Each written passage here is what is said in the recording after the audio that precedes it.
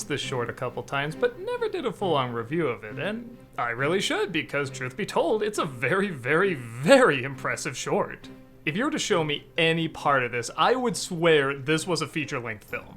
The animation, the tone, the pacing, the epic scale. This has the feel of a traditional hand-drawn animated feature from Disney and not just a little 25-minute short before The Rescuers Down Under. For years, everybody I knew didn't even know about it because, well, not a lot of people saw The Rescuers Down Under, but now that Disney Plus is around and it's showing a lot of shorts, this is definitely an impressive feat to check out. The story goes pretty similar to the original, with of course a few Disney twists. England is ruled by a kind king, but when he falls ill, his captain of the guards, played appropriately by Pete, takes advantage of his illness and takes as many things as he wants from the good people, claiming it's all for the king. Mickey and his friends, Donald and Goofy, are peasants in the kingdom, but when they stumble into the castle, they see the prince, who, I just realized is only called Prince, they never gave him a name, looks exactly like him. Mickey, of course, yearns for the palace life, and the prince yearns for a life of freedom, so they decide to switch places. Seeing both the pros, but especially the cons of being in a different environment. The idea of switching out the human characters with Mickey Mouse characters is not a bad one, as Mickey for this story is very likable and is a decent lead. Obviously, Goofy and Donald are good side characters, and I just realized, did I say Donald was one of the peasants? I just put together, this is one of the only times you see Mickey, Donald, and Goofy, and they're not a trio. Donald is actually kept apart from them for most of the short, which is so uncommon. Like I said, I actually got that backwards. Well, it definitely works as both side characters have a lot of funny comedy, but you'd expect that from a Mickey, Donald, and Goofy cartoon. What you may not expect is how grand this short is. Look at these backgrounds, look at the time they take to really soak in the size and gigantic scale of these places. This reminds me of that old Mickey's Christmas Carol. They don't have a ton of time to tell a lot of the story, so they cram in a lot of information, a lot of character. But man, they balance it out well. You really get a feel for all the characters, all the dilemmas, yet you never feel cheated by the environment either. Like I said, they really take the time to have some grand moments of great music and beautiful backgrounds to really make this feel like a large story.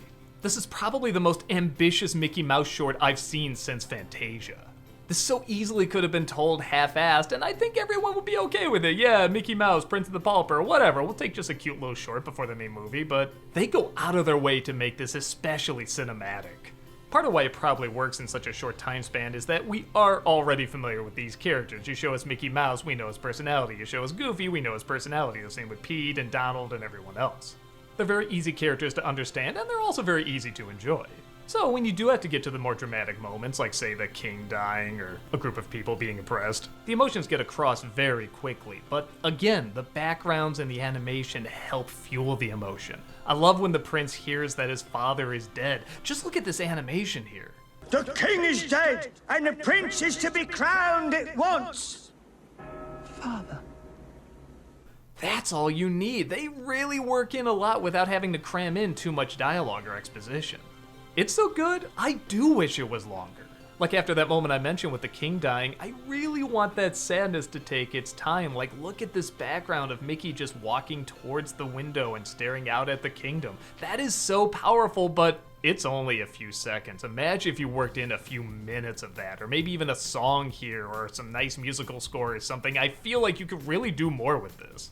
But I will admit, I saw this when I was a little kid, and I remember that moment being longer. Like I mentioned in other reviews, sometimes time is skewed when you're younger. So just small fragments of really good artistry can go a long way. And like I said, these backgrounds and that music, it does tell a lot of the story even when the dialogue can't.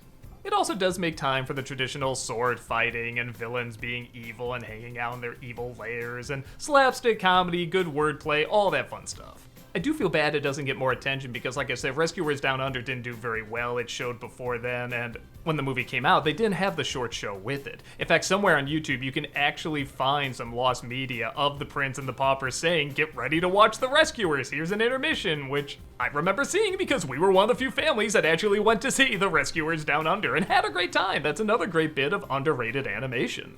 I feel like shorts are kind of coming back a little bit. I think everyone figured with Pixar putting shorts before their movies there's going to be a huge resurgence, and it's not huge, but it is there.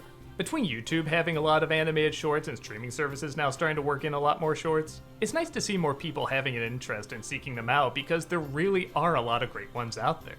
Okay, I'm not gonna pretend this is like a brilliant one or anything, but it is one of the most cinematic ones I've ever seen. It was released just at the beginning of the Disney Renaissance, and it has that look and feel. Yet it's a production not a ton of people know about. So if you want a Mickey Mouse short that's animated great and feels big and epic and funny and adventurous, then, okay, after you see Sorcerer's Apprentice, check this one out. It may not be seen as a classic yet, but maybe if we get enough people looking at it, it will in the future.